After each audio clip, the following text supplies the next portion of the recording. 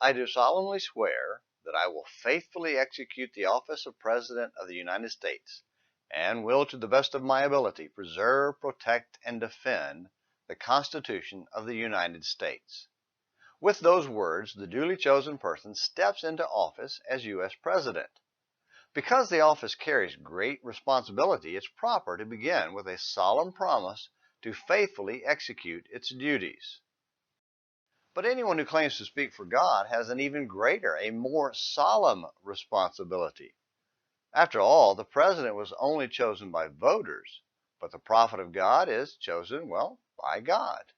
Notice how God made it clear that He selects His prophets and tells them what to do in Deuteronomy 18, verses 15 through 22. The Lord your God will raise up for you a prophet like me from among you. I will raise up a prophet from among their countrymen like you, and I will put my words in his mouth, and he shall speak to them all that I command him. That's from verses 15 and 18. There have been millions of government officials throughout history, and the U.S. has had 45 presidents. But in the history of the world, relatively few have been entrusted with the work of a prophet, though many have falsely claimed such authority.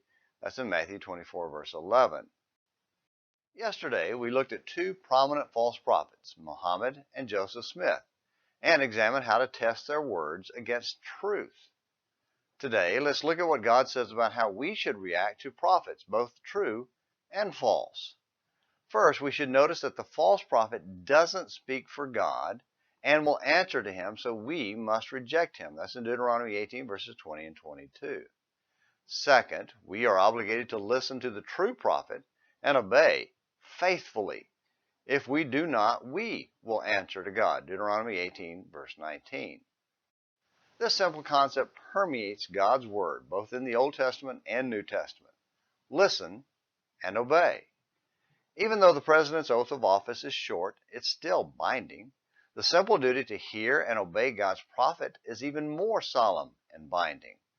Maybe that's why so few are willing to do it. For this reason, we must pay much closer attention to what we have heard so that we do not drift away from it. For if the words spoken through angels proved unalterable and every transgression and disobedience received a just penalty, how will we escape if we neglect so great a salvation? After it was at the first spoken through the Lord, it was confirmed to us by those who heard. That's Hebrews chapter 2, verses 1 through 3. Well, you obviously don't have to obey me, but I hope you will keep listening to Morning Minutes in the Bible. Until next time, this is James McClenny hoping you have a great day.